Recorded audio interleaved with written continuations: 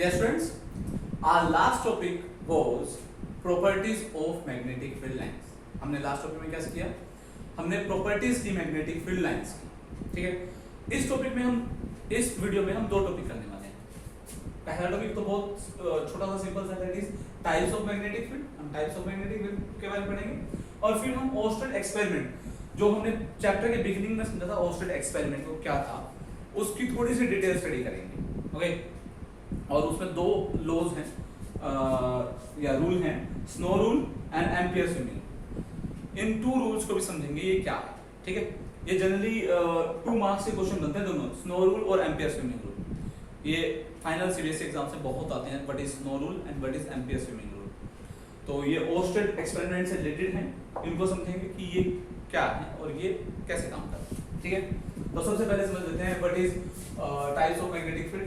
There are 2 types of magnetic field, uniform magnetic field and non uniform magnetic field. What is uniform magnetic field? Uniform magnetic field में क्या होगा, if there is a field lines which are equidistant and in the same direction। अगर magnetic field lines equidistant है और उनके arrow same direction में है, that represent uniform magnetic field। Uniform magnetic field. Uniform magnetic field का क्या मतलब है? यूनिफॉर्म मैग्नेटिक फील्ड मतलब एक ऐसा रीजन जहां पर मैग्नेटिक फील्ड यूनिफॉर्म हो। इट मींस ऐसा ना हो कहीं ज्यादा हो कहीं कम हो, ठीक है। जैसे हमने बार मैग्नेट में देखा था, बार मैग्नेट में क्या था, बार मैग्नेट में पोल्स के पास जो मैग्नेटिक फील्ड था वो तो क्या था, वो स्ट्रॉन्ग था, बस यहाँ पर मैग्नेटिक फील्ड क्या था, वीक था। तो यहाँ इसके चारों तरफ it means magnetic field uniform नहीं था। मैग्नेटिक फील्ड यूनिफॉर्म कहाँ होगा, जहां पर क्या होगा, अगर जो मैग्नेटिक फील्ड है that is totally uniform in that region. If there is a region in which magnetic field is uniform, that region is called uniform magnetic field, है ना। यूनिफॉर्म मैग्नेटिक फील्ड होगा। अब उसको रिप्रेजेंट कैसे करेंगे? उसको represent करेंगे ऐसे, with the help of arrowhead in the same direction. अगर एरोज हैं सेम डायरेक्शन में और उनके बीच में डिस्टेंस सेम है, तो ये क्या रिप्रेजेंट कर रहा है, यूनिफॉर्म मैग्नेटिक फील्ड।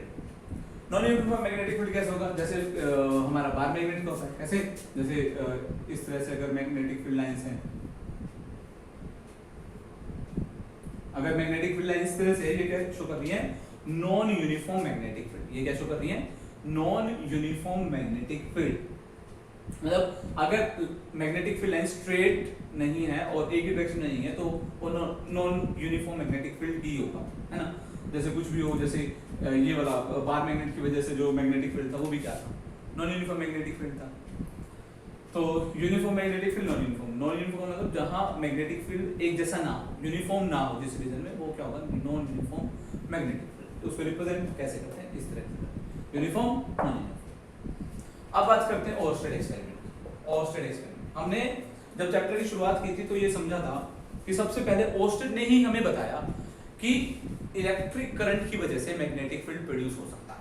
उसने क्या किया, एक सिंपल सर्किट, इलेक्ट्रिक सर्किट को असेंबल किया। जब इलेक्ट्रिक सर्किट के पास उसने मैग्नेटिक कंपास रखी तो वो डिफ्लेक्ट हो गई, ठीक है। तो उसने सोचा मैग्नेटिक नीडल क्यों डिफ्लेक्ट हो सकती है, वो एक ही केस में डिफ्लेक्ट हो सकती है अगर उसके आसपास कोई मैग्नेट है। तो उसने क्या कहा कि उसने क्या कहा, जरूर ये इलेक्ट्रिक करंट कैरिंग कंडक्टर भी क्या प्रोड्यूस कर रहा है, मैग्नेटिक फील्ड प्रोड्यूस कर रहा है, जिसकी वजह से ये जो नीडल है ये रिफ्लेक्ट हो गई, है ना। उसने यही कहा। अब हमने बिगिनिंग में ये तो समझा, ये सारी चीजें समझी कि इस वजह से ऐसा हुआ कि उसने ऐसा कहा, वो सब कुछ बेसिक हमने एक बार दोबारा समझ लिया। बट अब हम ये समझना चाहते हैं इस वाले टॉपिक में कि वो जो डिफ्लेक्शन होगी नीडल की, वो कौन सी डायरेक्शन होगी, ये कैसे पता चलेगा, ये कैसे पता चलेगा कि नीडल की डिफ्लेक्शन किस डायरेक्शन में होगी और हम उसको कैसे फाइंड आउट कर सकते हैं। क्लियर? पहले मैं इसको समझाऊंगा एक बार और फिर स्नो रूल और एम्पियर स्विमिंग रूल समझाऊंगा। देखो ये मैंने इसलिए यहाँ पे क्या हुआ है, एक सिंपल सर्किट असेंबल किया हुआ है। यहाँ पर एक की लगा देते हैं, की लगानी बहुत जरूरी है सर्किट में, क्योंकि की के बिना सर्किट कंप्लीट नहीं माना जाएगा।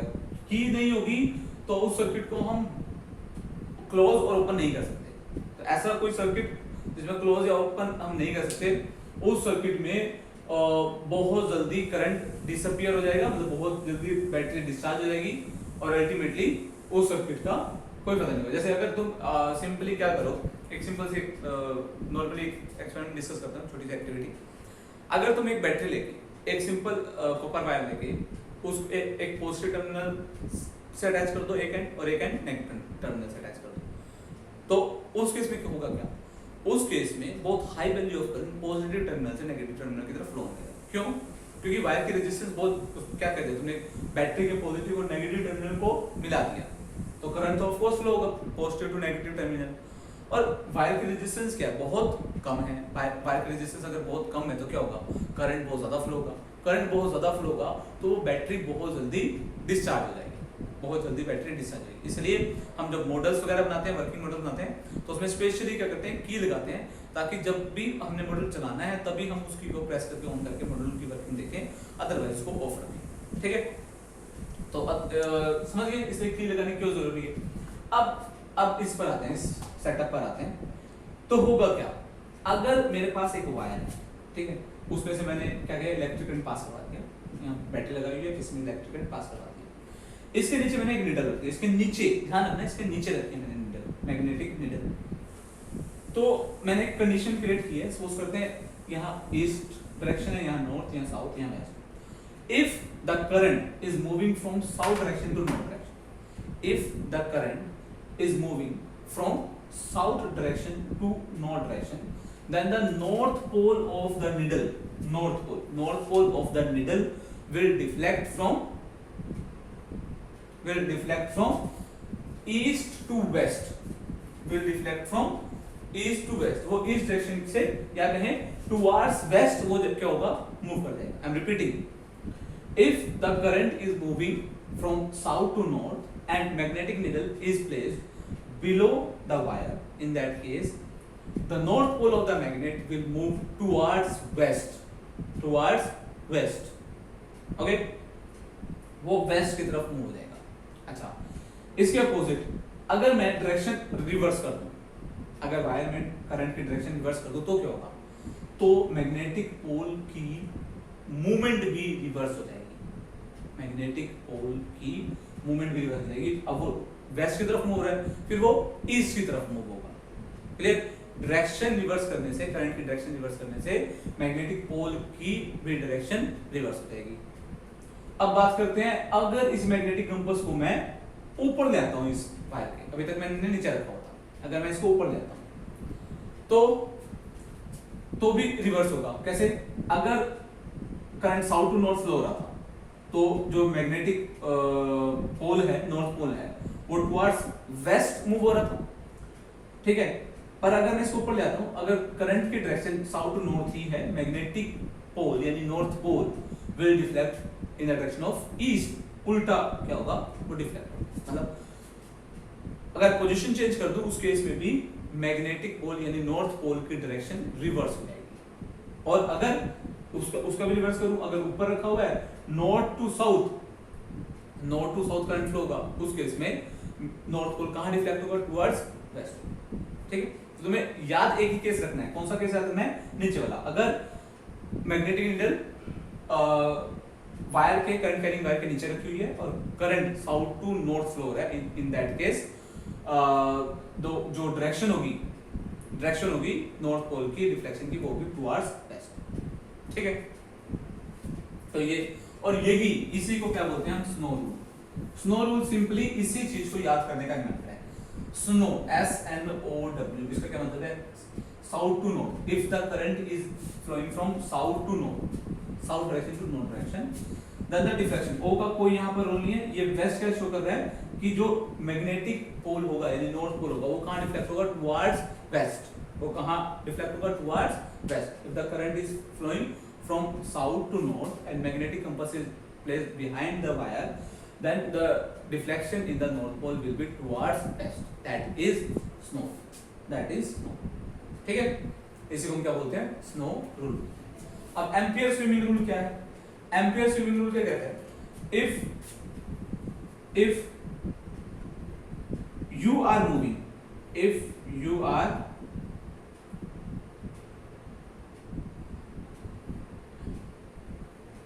if you are moving in the direction of current, if you are moving in the direction of current wire में इस डायरेक्शन में फ्लो कर रहा है, ठीक है। तो if a person is moving in the direction of current, then the deflection in the needle placed behind the wire will be towards the left hand of the swimmer। तो magnetic needle में जो deflection होगी, उसको north pole में जो deflection होगी वो किस डायरेक्शन में होगी, that will be towards the left hand of the swimmer, ठीक है। वो अगर जैसे मैं यहाँ पर हूँ, अगर एक करंट कैरिंग वायर है, अगर मैं इसी डायरेक्शन में क्या कर रहा हूँ, जिस डायरेक्शन में करंट फ्लो है उसी डायरेक्शन में स्विम कर रहा हूँ, तो जो अब और उस वायर के नीचे एक मैग्नेटिक कंपास रखी हुई है, तो उस मैग्नेटिक नीडल के जो मैग्नेटिक कंपास है उसमें डिफ्लेक्शन किस डायरेक्शन होगी, जहां पर मेरा लेफ्ट हैंड है, मेरा लेफ्ट हैंड इस डायरेक्शन में है, तो डिफ्लेक्शन इस डायरेक्शन में, ठीक है। तो that is ampere swimming rule. इसमें प्रॉपर डायरेक्शन स्पेसिफाई कर दी थी, तो इसीलिए अगर प्रॉपर डायरेक्शन स्पेसिफाई नहीं करनी तो वहां पर हमारा कौन सा रूल यूज होता है, ये वाला। जैसे कई बार सिचुएशन हमें नॉर्थ साउथ कुछ नहीं पता, तो वहां पर एम्पियर स्विमिंग रूल लगा सकते हैं। अगर हमें डायरेक्शंस पता है तो हम स्नो रूल लगा सकते हैं, ठीक है।